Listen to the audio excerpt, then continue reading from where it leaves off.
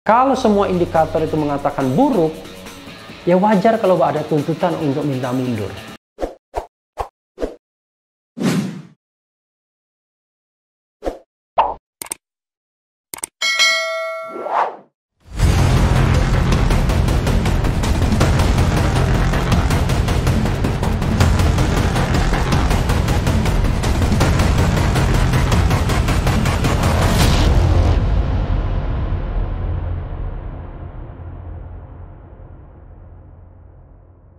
Assalamualaikum warahmatullahi wabarakatuh, Sobat RH sekalian. Jumpa lagi kita di channel yang keren ini, Keren Cadas. Kali ini saya ingin menguber sesuatu, pasti sesuatu ya. Ini masih soal Megawati Soekarno Putri, Ketua Umum Partai Demokrasi Indonesia Perjuangan. Ini ada berita yang ngeri-ngeri sedap juga ya, seperti ngajak perang. Kan biasa kan, Mbak Mega perintah ini, perintah itu. Kali ini judul beritanya adalah sebagaimana dilansir RMCO ya, rakyatmerdeka.co.id. Mega perintahkan banteng jaga Jokowi. Maksudnya kader-kader PDIP ya, bukan banteng yang jaganya. rm.co.id, Rakyat Merdeka. Megawati Soekarno Putri pasang badan buat Presiden Jokowi. Ketum PDIP itu melihat saat ini banyak yang benci ke pemerintah.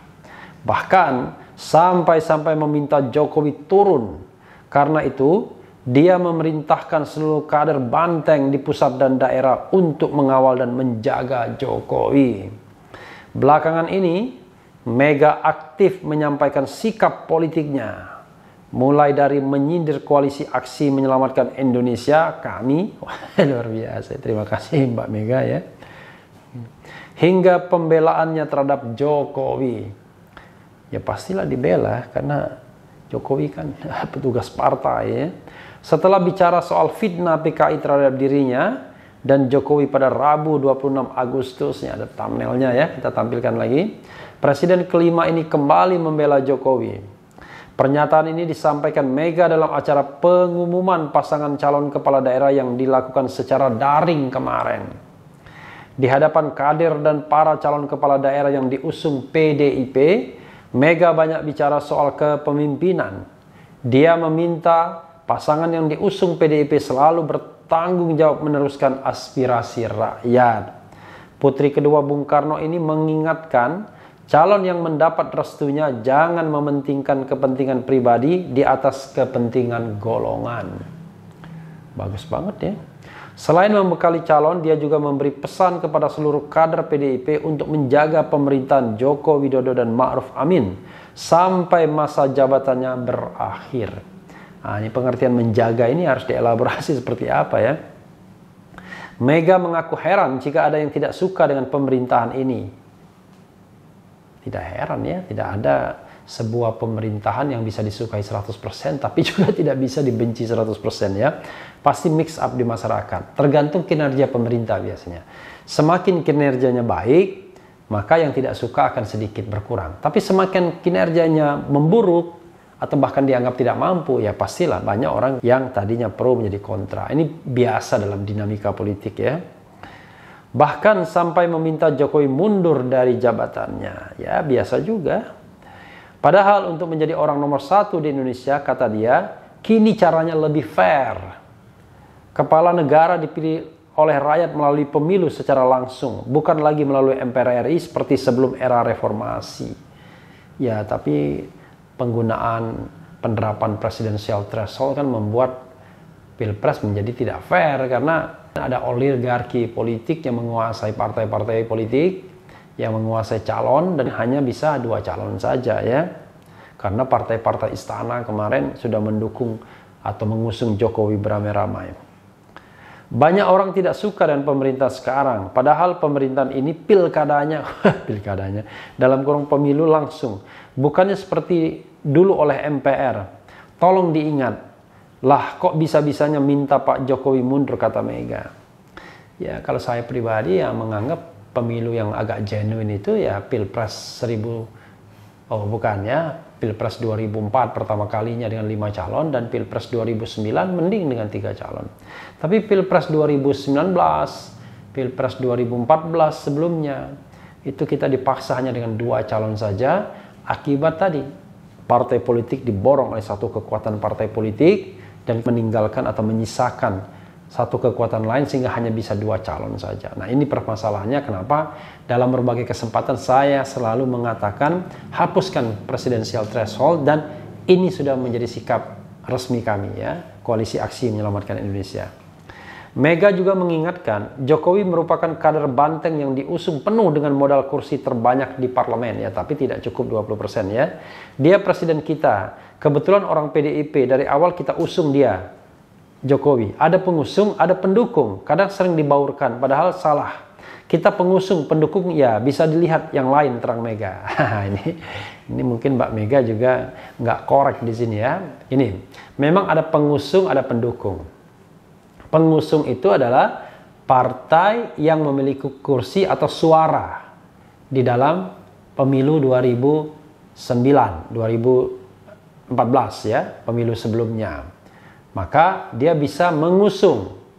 Nah, pertanyaannya adalah partai-partai mana yang menjadi pengusung? Rupanya yang menjadi pengusung itu adalah partai yang memiliki kursi, karena yang dihitung basisnya kursi rupanya.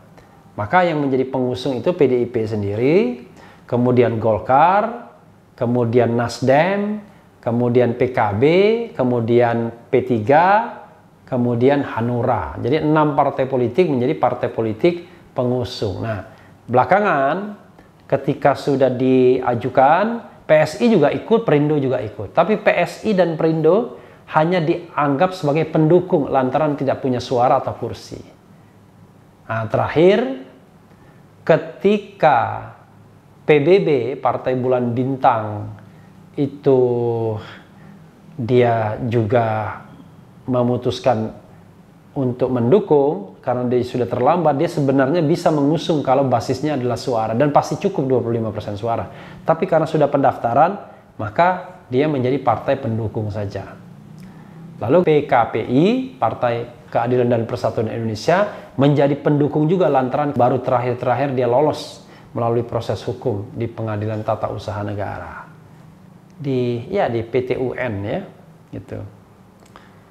Nah, karena itu dua partai tambahan ini, dia menjadi pendukung saja, walaupun dia sebenarnya peserta pemilu, karena terlambat dalam proses pendaftaran. Dia tidak ikut waktu mendaftarkan pasangan calon presiden dan wakil presiden.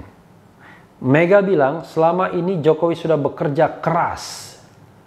Bahkan saat pandemi corona melanda, kata Mega, Jokowi sudah setengah mati berupaya agar ekonomi Indonesia tak masuk ke jurang resesi. Meski diakuinya saat ini roda perekonomian cenderung melambat. Ya, ini hukum besi politik, saudara sekalian. Ya, sesungguhnya kita tidak perlu mempercakapkan atau memperdebatkan apakah seorang presiden bekerja keras atau tidak. Karena sudah pastilah seorang presiden harus bekerja keras. Jadi kalau tidak bekerja keras itu kebangetan ya. Tetapi sebenarnya kan result, hasil yang dilihat rakyat. Hasilnya bagus akan didukung, hasilnya tidak bagus ya akan tidak didukung. Ya itulah resikonya menjadi orang nomor 1 ya, primus inter pares. Mega menilai kondisi ini tidak lepas dari pertolongan Tuhan dan semangat ideologi Pancasila yang selalu digelorakan. Sebab itu dia mengajak masyarakat agar terus bergotong royong dan saling membantu satu dengan lainnya. Wasekjen DPP PDIP Arief Wibowo menyatakan, arahan ketua umumnya sudah sangat jelas. Sebagai partai pengusung dan yang memenangkan Jokowi, PDIP harus menjaga ex-gubernur DKI itu sampai selesai. Itu satu keputusan politik yang kita ambil dan itu memang harus konsisten, ujarnya saat dihubungi Rakyat Merdeka tadi malam. Siapakah yang menjadi ancaman pemerintahan saat ini? Arief tidak ingin asal tunjuk batang hidung orang. Menurutnya, pernyataan Mega mempertimbangkan banyak hal. Ada atau tidaknya ancaman, PDIP akan tetap mengawal Jokowi hingga periodenya berakhir. Ya jelas saja, karena PDIP adalah partai pemerintah ya. Partai backbone-nya dari Pak Jokowi. Sehingga tentu seperti yang dilakukan PKB Sampai terakhir PKB selalu menentang penjatuhan Gus Dur ya. Ketika Gus Dur dijatuhkan dalam tahun-tahun 2001 ya. Dan jangan lupa Mbak Mega juga terlibat dalam katakanlah skenario itu ya. Ada tokoh beberapa waktu itu, Amin Rais misalnya. General saja itu perintah ngawal diulang-ulang dalam rapat DPP. Nggak ada nyudutin kami. Koalisi Aksi Menyelamatkan Indonesia. Itu penegasan, ngingetin kader saja. Apalagi ini terkait pilkada. Banyak paslon yang kita usung. Jadi lebih tertuju pada mereka. Apalagi tidak semuanya kader lama kita. Ada yang kader baru ungkapnya. Kader baru itu salah satunya Gibran.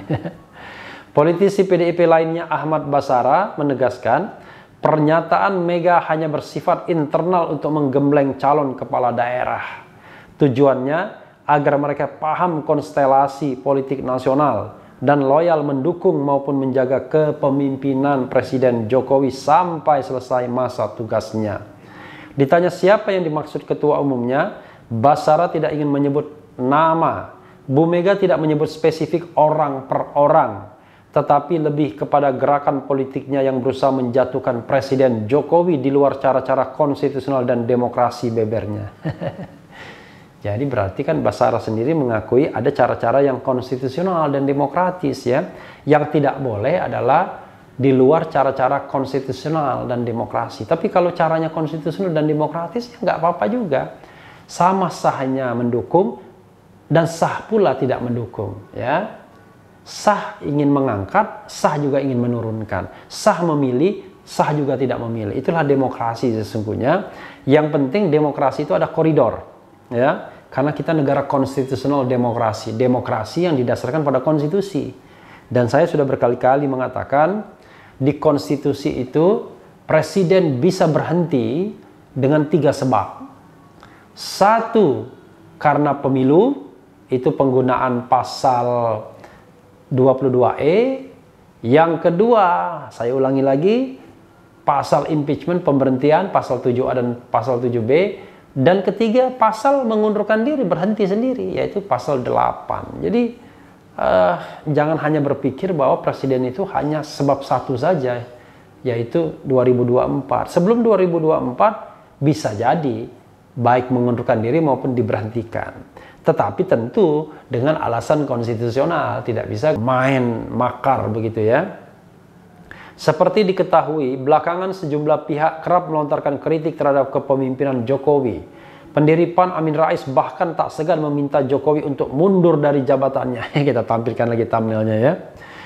Pernah kita bahas.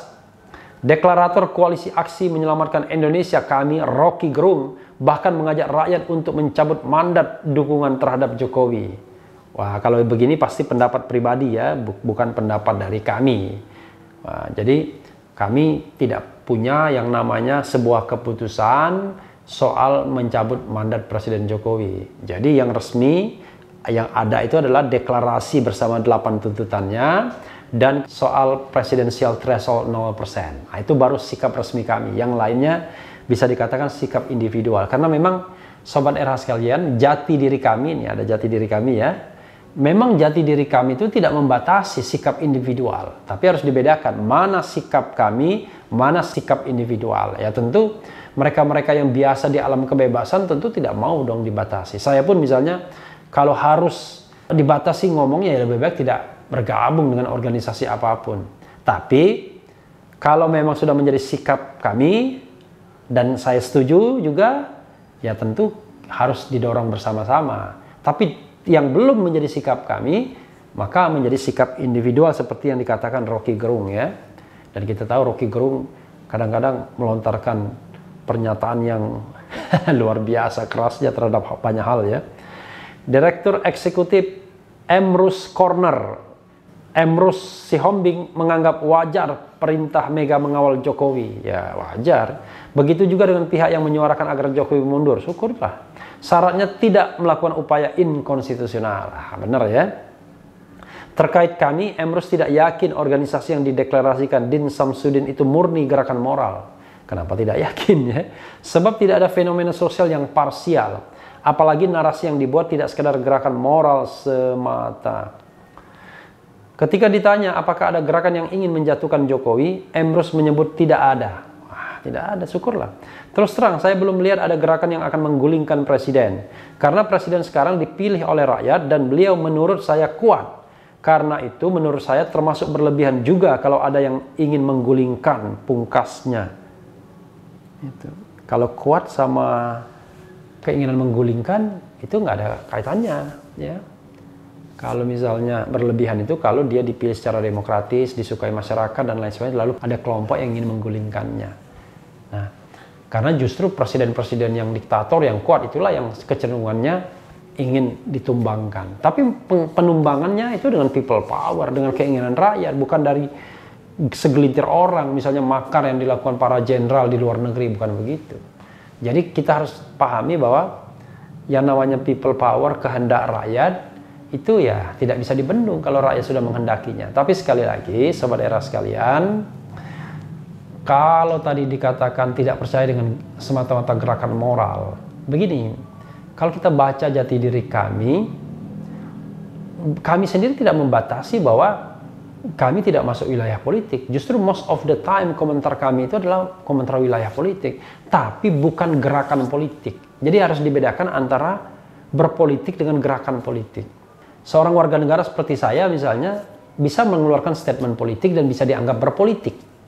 Tapi berpolitik sepanjang menyampaikan sebuah statement.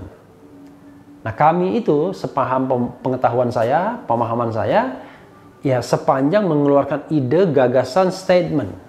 Agar ide dan gagasan statement itu dipertimbangkan pemerintah dalam pengambilan keputusan. Jadi bisa dikatakan sebagai pressure group. Agar agenda-agenda yang dilontarkan, yang disampaikan itu bisa diadopsi. Bisa menjadi agenda pemerintah dan DPR. Sebagai contoh presidensial threshold 0%. Keberhasilan kami kalau memang ide ini dijelmakan ke dalam undang-undang pemilu. Bahwa presidensial threshold itu 0%. Kalau tidak undang-undang, maka bisa maju ke Mahkamah Konstitusi lagi dan ada putusan Mahkamah Konstitusi yang mengatakan 0%. Selesai. Nah, itulah yang namanya gerakan moral value. Tapi kalau dilanjutkan dengan deklarasi seseorang untuk menjadi presiden dan wakil presiden, nah itu bukan gerakan moral lagi. Itu namanya sudah gerakan politik dan sudah sepantasnya orang-orang seperti itu mendekati partai politik. Karena hanya partai politik yang punya standing. Sementara kami harus tetap remain sebagai gerakan moral. Karena kalau sudah soal politik, gerakan politik, itu kan menang dan kalah. Siapa yang menang, dia berkuasa. Siapa yang kalah, dia jadi oposisi. Tapi kalau gerakan moral, hitungannya tidak menang dan kalah. Gerakan moral itu bagaimana, sejauh mana nilai itu bisa dipraktekkan, bisa diadopsi, bisa diimplementasikan. Tidak peduli oleh siapapun. Bisa oleh pemerintah, bisa oleh mereka yang anti pemerintah, bisa oleh presiden, bisa oleh DPR. Karena intinya adalah value atau nilai itu bisa di-endorse oleh siapa saja dan kemudian disepakati oleh institusi yang memang berkepentingan atau berwenang. Seperti presidensial threshold, ya harus persetujuan antara DPR dan pemerintah karena DPR dan pemerintah pembuat undang-undang. Tapi kalau keduanya tidak setuju 0%, bisa ke MK. MK bisa memutuskan bahwa itu inkonstitusional. Jadi itu perjuangan nilai itu sobat era sekalian ya, bukan perjuangan untuk dukung-mendukung dan lain sebagainya. Oke. Kembali kepada seruan Megawati tadi. Sebenarnya begini. Agak aneh sesungguhnya ya, kalau kita lihat politik di Indonesia ini, ketika seorang presiden sudah terpilih, tapi presiden yang bersangkutan terus saja dianggap kader partai, dianggap sebagai petugas partai. Karena begini, memang fungsi partai itu untuk kaderisasi, untuk rekrutmen politik. Tapi begitu seseorang itu sudah menjadi presiden Republik Indonesia, maka sesungguhnya dia presiden bagi kita semua. Bukan hanya presiden PDIP. Jadi rasanya buat apa ada perintah mengawal Presiden Jokowi hingga 2024. Dan yang lebih kita harus katakan pengawalannya dalam bentuk apa? dalam bentuk pengerahan massa misalnya atau apa? Untuk mengintimidasi mereka yang tidak setuju atau bagaimana? Kan ini juga persoalan. Kalau misalnya ada demonstrasi, Sobat Era sekalian, sekadar meminta Presiden Jokowi untuk bertanggung jawab dan mundur, tidak bisa dikatakan sebagai makar. Itu adalah aspirasi yang disampaikan dalam alam demokratis. Lalu cara menjaganya lagi dengan adanya demo tandingan mendukung Jokowi, ya boleh saja. Nggak ada masalah. Yang tidak boleh adalah kita menciptakan sebuah tandingan lalu dibenturkan dua kelompok masyarakat ini sehingga terjadi yang namanya konflik horizontal. Itu yang tidak boleh. Seperti saya katakan, kelahiran kami dan kita, atau kalian ada juga yang iseng-iseng. Tidak apa-apa dua-duanya hadir. Kami mengambil peran oposisi kepada pemerintah, kita mengambil peran untuk menjadi bagian dari pemerintah, untuk menjaga pemerintah. Nggak apa-apa, tidak masalah. Lalu benturannya di mana? Sepanjang benturannya hanya wacana saja, ya nggak ada masalah. Kami melakukan statement A, lalu kita mengatakan statement B karena dia membela pemerintah, karena ini mengkritik pemerintah, ya sama saja. Contoh misalnya, Sobat Era sekalian, Pertamina rugi 11 triliun lebih. Itu satu semester, dari bulan Januari, Juni. Tapi begitu bulan Juli, ternyata dikatakan ada keuntungan 6 triliun. Kan begitu. Jadi kerugiannya tinggal 5 triliun saja. Dan sampai akhir tahun dikatakan optimis akan surplus. Nah, pertanyaannya adalah tergantung kita bagaimana kita melihat fenomena ini. Ada yang melihatnya dari kacamata positif karena mendukung pemerintah, ada melihatnya dalam kacamata yang negatif karena kontra atau selalu mengkritisi pemerintah. Nah, ini soal angle kalau di media itu. Soal bagaimana kita memandangnya. Jadi yang mereka yang pro pemerintah kan mengatakan, nah kan Pertamina sudah untung loh 6 triliun. Nanti juga untung, berarti kalian salah. Tapi mereka yang kontra akan mengatakan, well, memang 6 triliun untung, tapi jangan lupa masih rugi 5, sekian triliun artinya. Dan itu uang banyak.